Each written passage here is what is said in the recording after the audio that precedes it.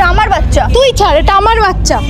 প্রধান সাহেব, ছেলেটা চোখেও দেখে না, কথাও বলতে পারে না, অথচ ছেলেটা 200 বিঘা জমির মালিক। প্রধান সাহেব, আমাকে বিশ্বাস করুন, এটা আমার ছেলে। প্রধান সাহেব, এই মিথ্যা কথা বলছে, আমি এর আসল মা।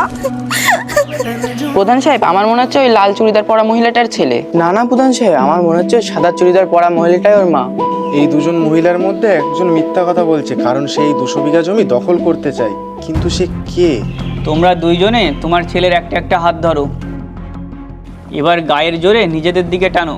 যে সবচেয়ে জোরে টেনে ছেলেটিকে নিজের কাছে নিতে পারবে সে এর আসল মা।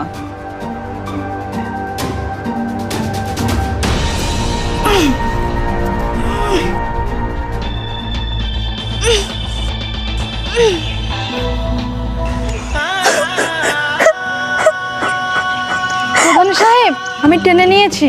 প্রধান সাহেব, এটাই এর আসল মা। না, এটা এর আসল মা নয়। যে মহিলাটা কান্না করছে এটাই ওর আসল মা। কিন্তু টেনে নিয়েছে তো ওই মহিলাটি। যখন তারা বাচ্চাটিকে টানাটানি করছিল, বাচ্চাটি কেঁদে ফেললো, আর আসল মায়ের খুব কষ্ট হলো, তাই বাচ্চাটিকে ছেড়ে দিল। কারণ মা তো সেই যে নিজের সন্তানের কখনো কষ্ট দেখতে পারে না।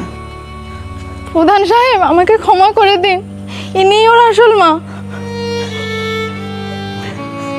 শুক্রিয়া প্রধান সাহেব। এখনই এই মহিলাকে পুলিশে দাও।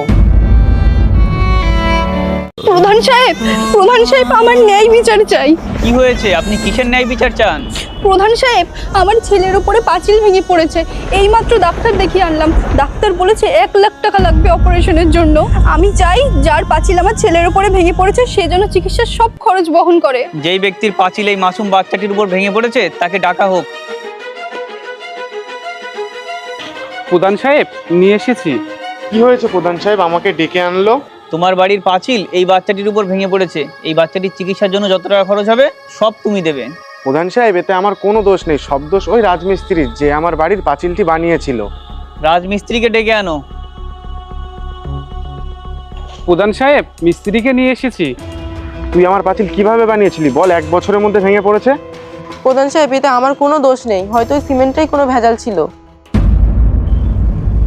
প্রধান সাহেব, এনাদের দোকান থেকে তো আমরা সিমেন্ট নিয়েছিলাম। প্রধান সাহেব, এই দুইজনই মিথ্যা কথা বলছে। প্রধান সাহেব, ইনি ঠিক কথা বলেছেন, এই দুইজনকে পুলিশে দেওয়া হোক।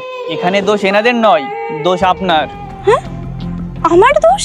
প্রধান সাহেব, আপনি এটা কি বলছেন? এই ভদ্রমহিলার কি অপরাধ? কারণ ইনি কিছু টাকা বেশি লাভের জন্য লো কোয়ালিটির ডেট ওভার সিমেন্ট বিক্রি করেছেন, সেই কারণেই ওনার দেওয়াল ভেঙে পড়েছে। তাও আবার তোমার বাচ্চার উপর। একটা কথা মনে রাখবে, যদি আমরা খারাপ কাজ করি তাহলে তার ফল একদিন না একদিন আমাদেরকে ভোগ করতেই হবে। ঠিক বলেছেন প্রধান সাহেব। কতদিন